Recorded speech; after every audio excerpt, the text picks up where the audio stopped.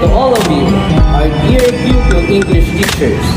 We are a three-person team that is eager to introduce the intriguing field of social linguistics. You're at the perfect place whether you're a student, an enthusiast, or just interested in learning more about how language affects and is affected by society. Let's first discuss the purpose and relevance of studying social linguistics. This field of study provides insight into the complex connection between language and society.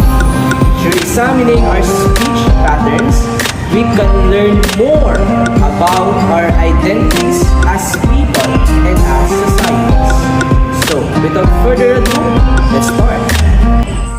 Today, we will talk about the two important concepts of social linguistics, which are the mode and the functions. Now, let's talk about mode this time. What is mode in social linguistics? Let's find out. Mode is a communication style, and it varies depending on whether we are interacting in person or virtually through text or online chat, or we call it sometimes multimodal communication. Since text messages must usually be produced or read quickly, we often disregard social norms when communicating. First example is the linguistic or alphabetical mode. This mode has different changes either in its form of writing or in its form of speaking.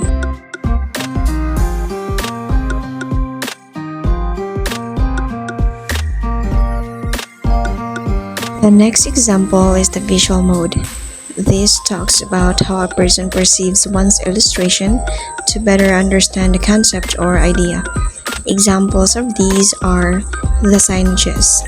These signages are common visual representations used by many countries to maintain peaceful lifestyle while in travel. Another one is the gestural mode. This mode uses gestures, especially when talking to someone. The gestures said will depend on who are we talking to and what are we talking about.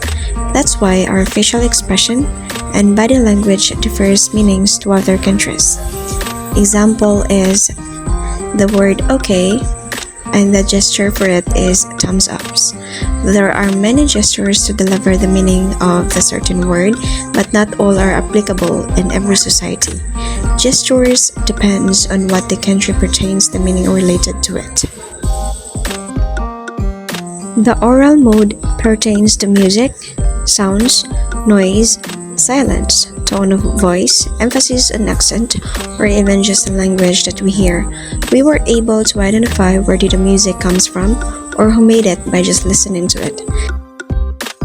The last one is the spatial mode.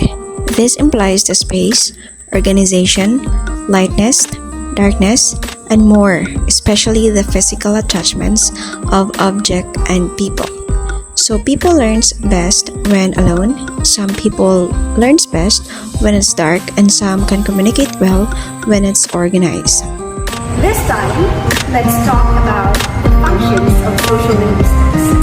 There is a reason or purpose behind everything we say or write. We want to list and categorize language and education based on its intended use. Do you know why functions of social linguistics are important? Well, today it's time for you to know. Social linguistics helps us understand how language is used in different contexts, shedding light on issues like language variation, identity, power, and dynamics, especially when we want to hone our communication strategies. By studying social linguistics, we can better grasp how language reflects and shapes society, facilitating effective communication and fostering cultural understanding. Every individual embraces diversity and differences in language. Example, Cebuano used to say libang. In Tagalog, it is maglilibang, but they have the same meaning in English, which is to hang out or hanging out. In order to avoid clash in the future, we must understand how language works in the society. The intonation, the stress of our voices, the way we perceive information, and respecting cultural differences are the most important function. As we are the future native English speakers, we must identify who we are talking to and also ensure not to hit the sensitivity parts of the people.